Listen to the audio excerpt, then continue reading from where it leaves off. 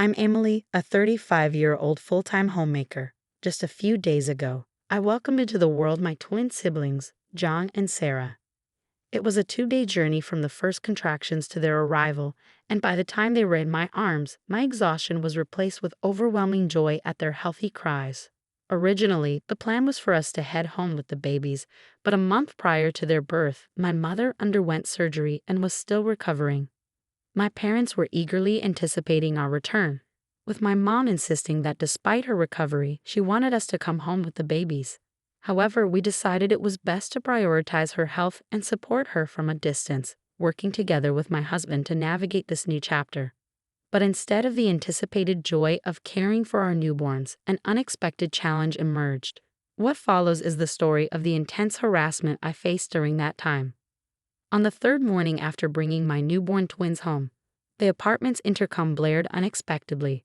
I wondered who could be visiting so early. Peering through the peephole, I saw my mother-in-law standing outside. I was surprised and puzzled by her sudden arrival, but I quickly unlocked the door, and she pushed it open with force. Her abrupt entry startled the babies awake. John was the first to stir, and then Sarah followed, both crying out in response to the commotion.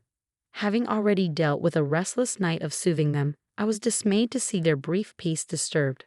My mother-in-law had come over by taxi, and I felt unable to send her away. Instead, I made my way to the kitchen to prepare some tea and snacks for her.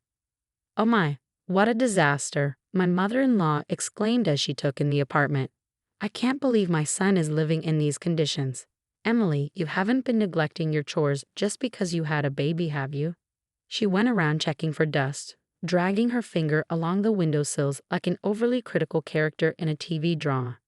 "I'm sorry, but they cried so much last night that I barely got any sleep.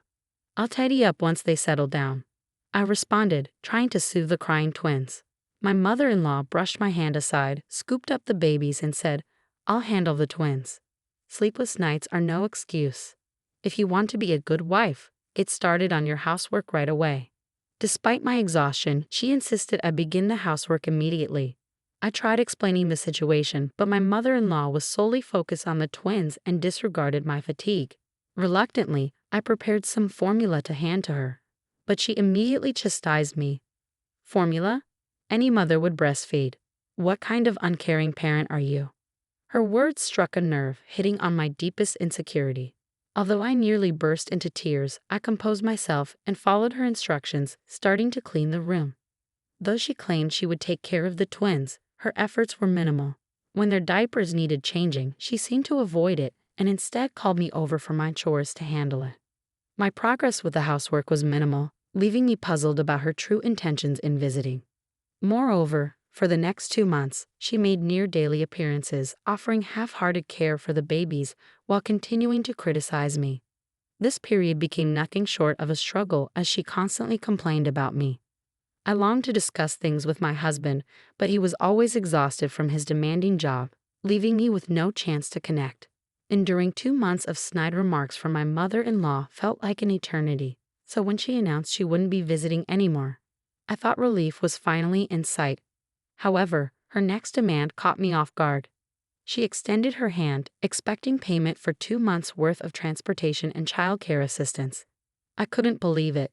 Was she serious? I couldn't hold back my frustration. "What do you mean? I never asked for your help. Your presence here has been anything but helpful. Please, don't come back." With those words, I swiftly escorted her out and packed her belongings. Without hesitation, I took my twins to my childhood home. Guilt gnawed at me for burdening my own mother, but I knew I couldn't find peace if I remained in that environment. Meanwhile, my mother-in-law wasted no time in airing her grievances to my father-in-law and husband. She portrayed herself as the victim, claiming I had spoken to her harshly despite her efforts to help. When my husband returned home to find us gone, he was shocked. After hearing my side of the story, his face drained of color, and he stormed off to confront his parents.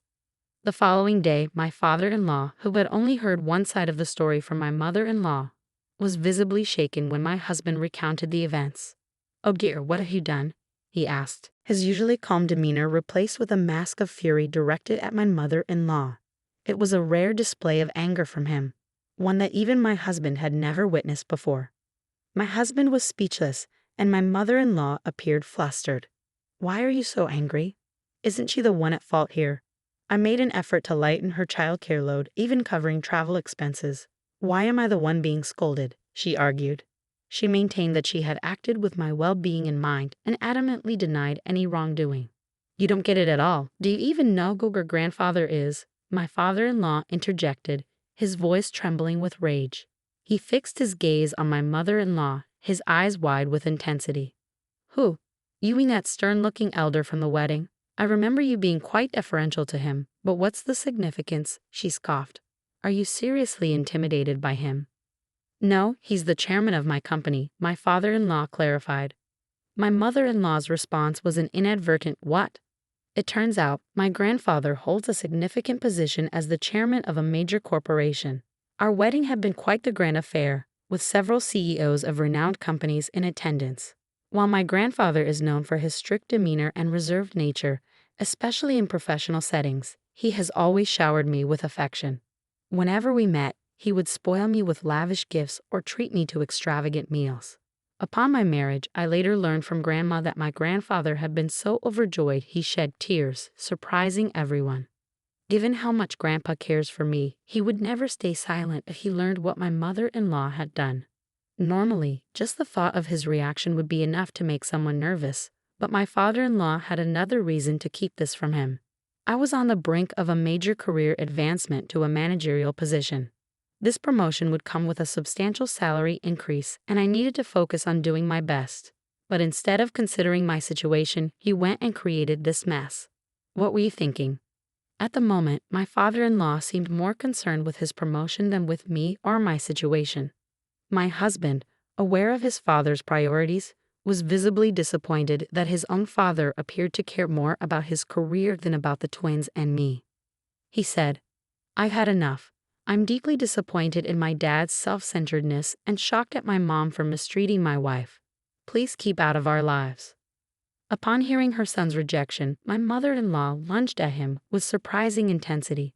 Don't be ridiculous. You're the family's heir. I won't let you walk away from your responsibilities here. I'm going to go talk to Emily and set her straight. She is our daughter-in-law, and she needs to manage the household properly. Upon hearing this, my father-in-law turned to his wife and said, You aren't seriously thinking about barging into Emily's parents' house, are you? Don't be reckless. It will jeopardize my chances of a promotion. Stay out of it. Hearing his father's words, my husband quietly left his family home. He walked to my parents' house, recounted the events, and apologized for his family's behavior. His expression was one of sadness rather than anger. I can't believe my parents would behave this way. I'm so sorry. In response to my husband's apology, my parents remained silent. Instead, they simply invited him to join us for dinner since he was there. Why don't you stay the night, James? Our house is close to your apartment, so you can easily bring a change of clothes. Initially, my husband hesitated at my parents' generosity, but he longed for some quality time with the twins and decided to stay. It had been a while since we could unwind as a family. Watching my husband cuddle our crying twins was a heartwarming sight. When it was time to sleep, my husband and I lay with the twins nestled between us. I wished these peaceful moments could last forever, but I knew my mother-in-law wouldn't remain quiet for long. Deep down, I feared her unexpected arrival, though none of us anticipated just how soon she would reappear. The following day, while my parents were at work, the doorbell at their house rang persistently. I had a sinking feeling about it. Checking the intercom, I was alarmed to see my mother-in-law standing outside, unannounced. Open up. I know you're in there. Give me back my grandchildren. She continued to bang on the door, repeating her demands. My mother-in-law kept pressing the intercom and pounding on the door, causing the twins to cry so much I felt like I was on the verge of losing it. Then, someone else opened the front door. Finally, you opened the door. Now, hand over the twins. Wait, who are you? To her surprise, it wasn't me who answered the door but my grandfather. How dare you bang on someone's door like that? That's incredibly rude. Whether or not my grandfather was actually upset, he spoke to my mother-in-law with a stern and commanding tone. My mother-in-law looked utterly taken aback, unable to respond to his authoritative presence. Hold on a second. Are you the chairman my husband has talked about? My mother-in-law's voice trembled as she asked my grandfather. Ah, now I recall. Are you James' mother-in-law? I didn't recognize you since you didn't introduce yourself at the wedding. My mother-in-law had been completely opposed to our marriage. She felt as though she was losing her son, whom she had raised with care, and refused to attend the wedding initially. Though those around her convinced her to go, she didn't greet my relatives and instead spent her time in the waiting room with a sullen expression. It's understandable that my grandfather didn't recognize her. Once he realized she was my mother-in-law, his expression grew more formidable as he glared at her while she trembled. I had previously confided in my grandfather about everything I had endured. He likely anticipated my mother-in-law showing up uninvited, which explained why he had been staying with us for a while. In truth, he wanted to spend time with his great-grandchildren, but he hadn't anticipated her arriving so soon. I didn't mean to bother you, Emily. I just wanted to see the twins since you brought them here without telling me. Isn't it unfair not to let me know? She insisted that her visit was simply to see the twins, not to trouble me. Still, given her earlier aggressive actions, banging on the door and pressing the intercom while shouting for her grandchildren, it was hard to believe her claims. Is that so? But didn't you demand that your granddaughter return my grandchildren earlier? Since when did they become your possessions? My mother-in-law couldn't let those words slide and argued back. What are you saying? Those children are part of our family, especially John, who is the heir. They are rightfully our grandchildren, not yours. Indeed, her affection for the twins stemmed from their status as heirs. While she loved Sarah as well, John, as the heir, held a special place in her heart. I understand your fondness for the twins, but is it fair to disregard their mother, who is exhausted after giving birth? Forcing your way into her home is quite uncalled for, isn't it? My mother-in-law was caught off guard by those words and visibly paled once again. Wait, you're not going to tell my husband about this, are you? He specifically told me not to come here. I can't let him find out.